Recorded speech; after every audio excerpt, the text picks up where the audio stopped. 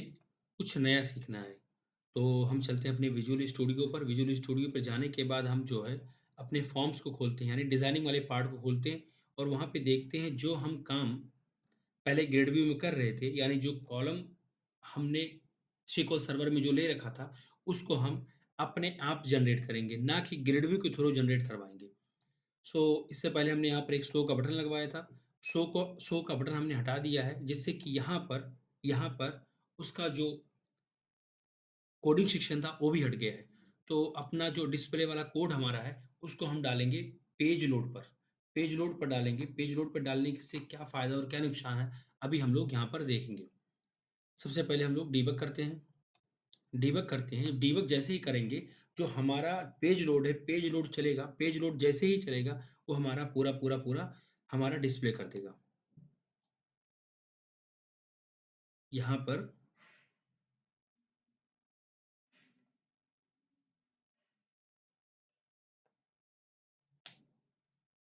बगैर शो का बटन दबाए हमारे पास ये डेटा डिस्प्ले कर देगा।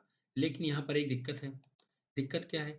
अगर हम जब भी मान लीजिए वहाँ पे अगर हम कोई डेटा इंसर्ट करते हैं, मान लीजिए सपोज़ यहाँ पे हमने कोई डेटा इंसर्ट कर लिया, मान लीजिए ले लिया आलोक, आलोक ले लिया। आलोक के बाद हमने ले लिया सिटी, सिटी ले लिया, मान लीजिए कि दिल्ली, दिल्ली के बाद हमने सैलरी ले लिया, सैलरी भी कुछ ले लिया, एज भी मान लीजिए 55 साल ले लिए। उसके बाद जब इंसर्ट करवाएँगे ना, तो यहाँ पे इंसर्ट नहीं होगा। क्यों नहीं होगा? क्योंकि जब हमारा जब हमारा जब हमारा पेज लोड चलेगा, यानी कि जब हम वहाँ पे इंसर्ट करवा दें डायरेक्टली, तो यहाँ का जो यानी बीटीएन क्लिक चलता है, यानी बीटीएन जो इंसर्ट है, ये चलेगा और ये क्वेरी चलेगी। लेकिन जब डीबग कराएँगे, डीबग कराने के बाद हमारा पेज लोड चलता है, पेज लोड चलने के बाद हमारा ये फिर से अपडेट होगा। यानी फिर से अगर हम लोग डीबग करें, तो देखेंगे कि वो डेटा फिर से अपडेट होगा। यहाँ पे देखिए 5वें नंबर पर आलोक आ चुका है। अब क्या करेंगे हम लोग? इस पूरे कोड को हम यहाँ से कट करेंगे और एक बनाएँगे हम लोग फ़ंक्शन। हम लोग क्या बनाएँगे? एक फ़ंक्शन बनाएँगे। हम लोग यहाँ पे एक बनाएँगे फ़ंक्शन पब्लिक वॉइड, और हम मान लीजिए अपने शो का एक हमने फ़ंक्शन बना लिया। एक हमने शो का फ़ंक्शन बना लिया।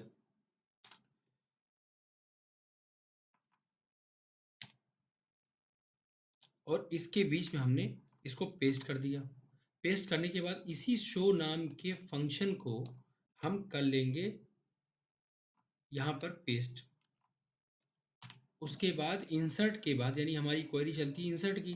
अब इंसर्ट यानी कि कनेक्शन के बाद हम क्या करेंगे? इसको कर देंगे ये। अब देखते हैं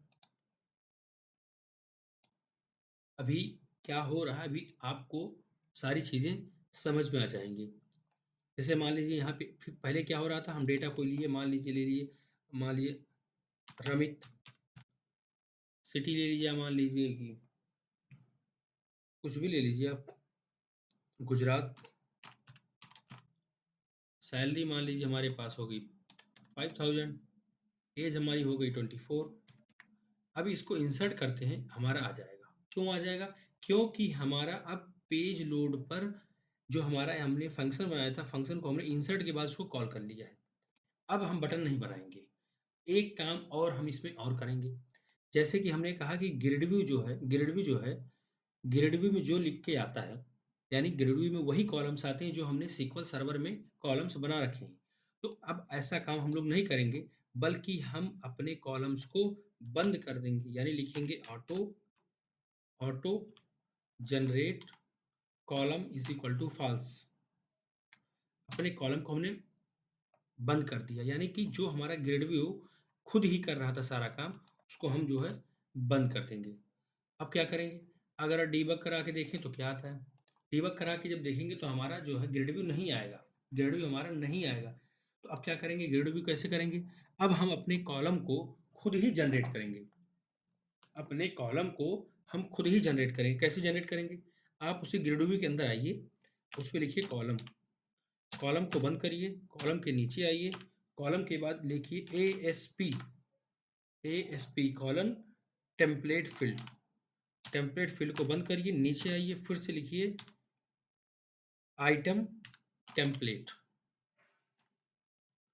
आइटम टेम्पलेट, आइटम टेम्पलेट, इसको भी हम लोग बंद कर देंगे। उसके बाद नीचे आ जाएंगे। नीचे आने के बाद क्या करेंगे, एक बनाएंगे हम लोग परसेंटेज हैज, एक लिखेंगे इवैल, फंक्शन लिखते हैं हम लोग इवैल, इवैल, इवैल फंक्शन लिखेंगे। लिखने के बाद हम लोग एक ब्रैकेट लगाएंगे, ब्रैकेट में हम लिखेंगे अपनी आईडी, यानी वो पुरानी वाली आईडी, और हम जो टेम्पलेट फील्ड हमारे पास है उसमें लगाएंगे हम लोग एक हेडर टेक्स्ट, यानी यानी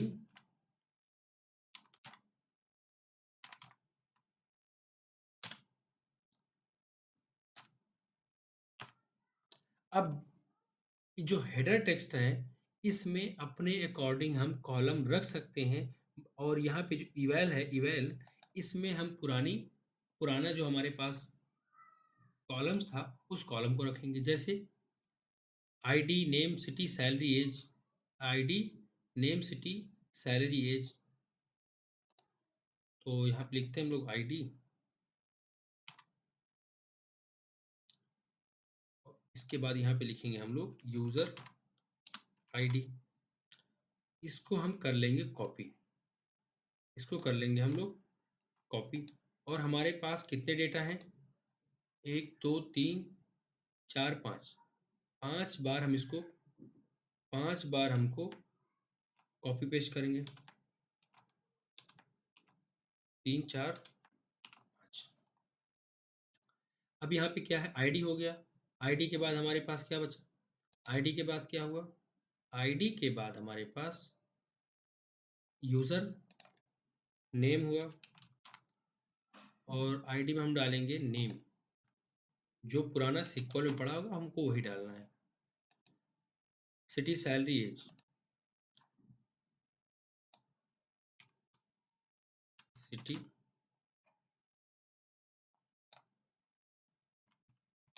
सिटी सैलरी,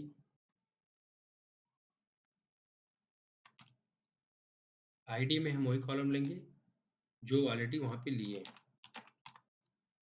और यहाँ पे डालेंगे हम लोग एज, यूजर एज। अब क्या होगा, अब देखते हैं क्या हो रहा है। अब हमारा ये जो user ID, user name, user city, user salary, user age, अब आपका एक सवाल होगा कि इसमें हमारा क्या फायदा है, ऑलरेडी हमारा काम हो रहा था, हम ये काम क्यों करेंगे, हम ये काम क्यों करेंगे, तो इसके 2 3 फायदे, मुख्य मुख्य रूप से 2 3 फायदे हैं, इसको आप देख सकते हैं। जैसे कि अगर मान लीजिए कि अगर मान लीजिए कि हमारे पास जो आईडी है, ID ID ID salary, salary हमारी है, सैलरी, सैलरी कहाँ पे है, सैलरी, मान लीजिए हमारे पास सैलरी, सैलरी के अगर हम आगे लिखना चाहते हैं आरएस, आरएस लिखना चाहते हैं मान लीजिए, तो हमारे पास क्या आ जाएगा, वहां पर लिखा हुआ आ जाएगा आरएस, आरएस देखिए, यूजर सैलरी में देखिए आरएस लिख के चलाया, या हमारा कॉन्टैक्ट नंबर हो, कॉन्टैक्ट नंबर के पहले लिखना हो +91, तो इस तरह लगा सकते हैं। हालांकि पहले ये काम हम नहीं कर सकते थे, एक काम और कर सकते हैं, जैसे कॉलम मान लीजिए अपने अकॉर्डिंग कॉलम को सेट करना चाहें, मान लीजिए कि यूजर नेम के बाद यूजर सैलरी दिखाना चाहें, तो कॉलम को आगे पीछे हम लोग कर सकते हैं। जैसे मान लीजिए यहाँ से हम लोग अगर कॉलम को आगे पीछे कर दें, तो उस तरह वो आगे पीछे ही दिखेगा, आगे पीछे ही दिखेगा, यानी अपने कॉलम को हम अपने अकॉर्डिंग सेट करते हैं। अगर मान लीजिए हमको किसी को दिखाना हो, मान लीजिए कि हमको सैलरी नहीं दिखानी है, सैलरी वाला कॉलम हमको डिलीट कर देना है, मान लीजिए हमको ये नहीं दिखाना है, मान लीजिए कि हमको एज नहीं दिखानी है, फिर से जाइए डीबग करिए, डीबग करेंगे तो वो कॉलम हट जाएगा। एक मिनट, कुछ गलती से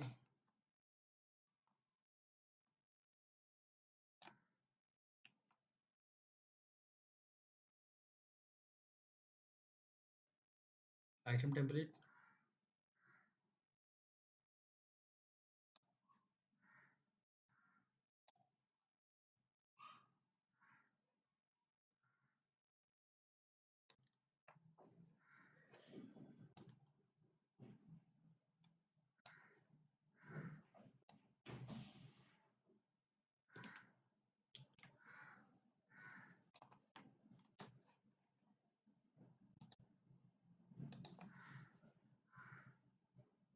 जैसे कि यूज़र आईडी हम लोग हटा दिए हैं, यूज़र आईडी हमारा हट चुका है।